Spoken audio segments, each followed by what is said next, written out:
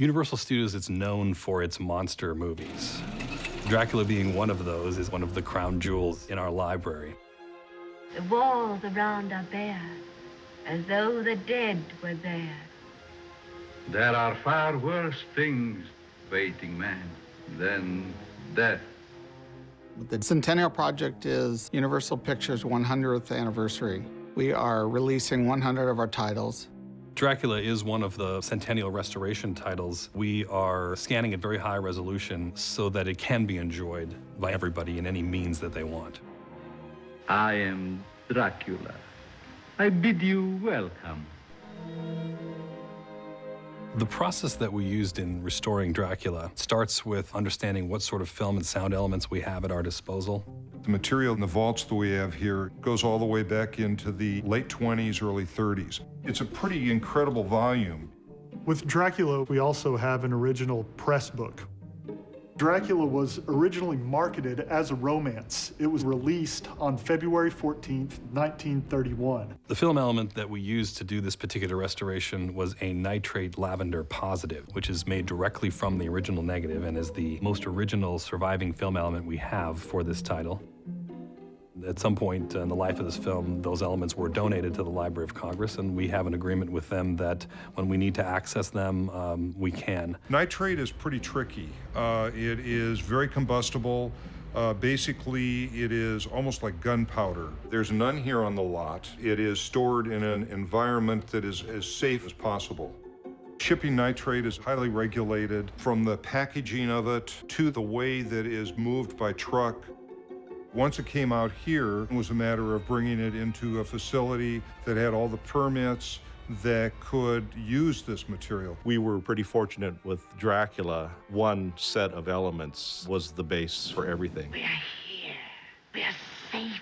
In addition to the Bela Lugosi version of Dracula that's being restored, we're also restoring the Spanish Dracula. That film is really unique in Universal's history. The cast and crew from the Bela Lugosi version would come to Universal and film during the day, and then the Spanish cast would come in at night and film on the exact same sets. Soy Dracula. No podía usted ser más oportuno.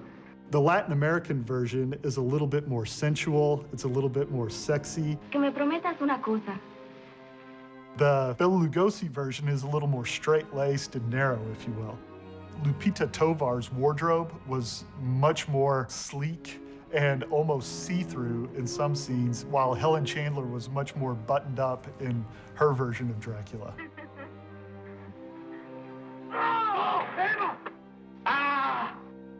To be able to give that the same treatment that we're doing for the English Dracula that's a great opportunity.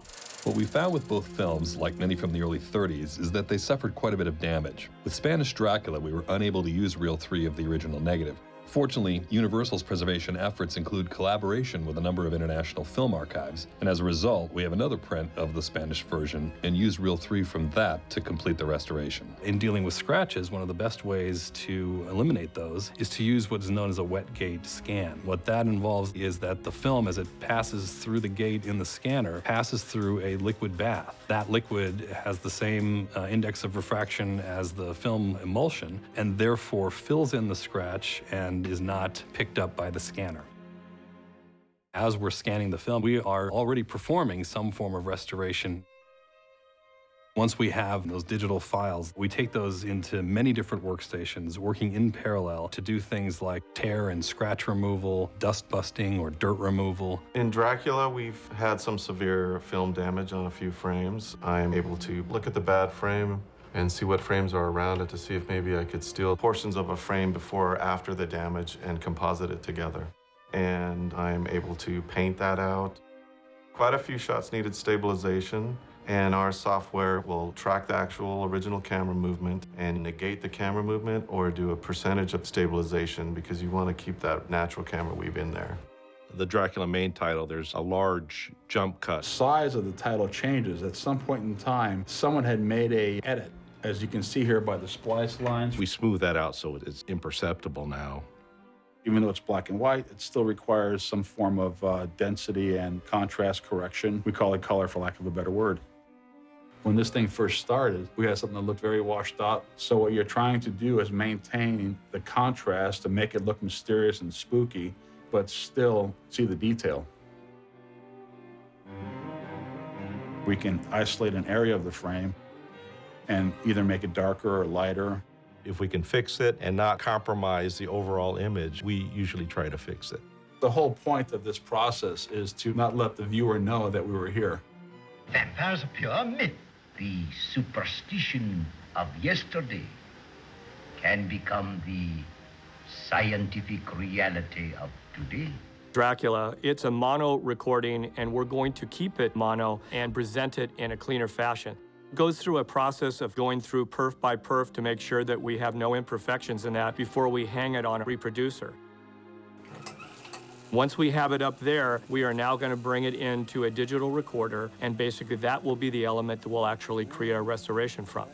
We have some incredible artists who are able to go in and sonically deal with some of the issues that are inherent in the source material. As I'm going through, I can zoom in on various areas of the soundtrack and isolate pops, ticks, bumps, and individually clean up. The wear and tear of time is some of the biggest challenges. In the opening music of the film, which is from Swan Lake, just a very garbled piece where there's a speed change, they call it wow.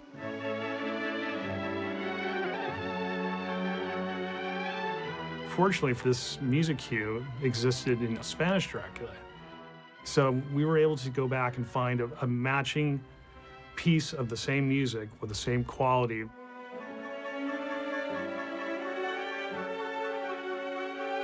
Now it's clear again.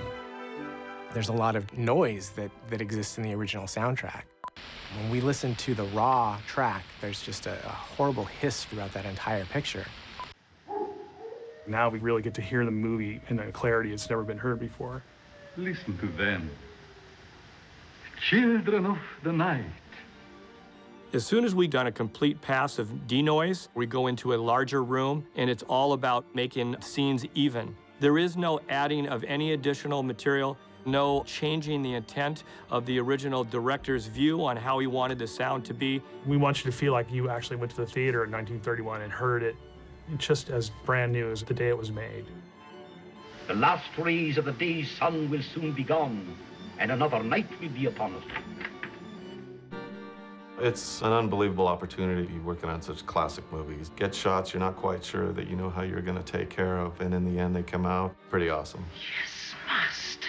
Our goal is to make sure that the image that was on that piece of film is here for everyone to see. You're leaving a legacy that you took something that was in trouble and you rescued it, if you will, and brought it back to a better luster of what the original filmmaker would have loved to be able to see. We do have the capabilities of doing so much more today because of the digital technology. We take a great deal of pride and we feel a great deal of responsibility for being true to that content and enabling that content to be passed down generation to generation and to make it available for many years to come. She will live through the centuries to come, as I have lived. Good night.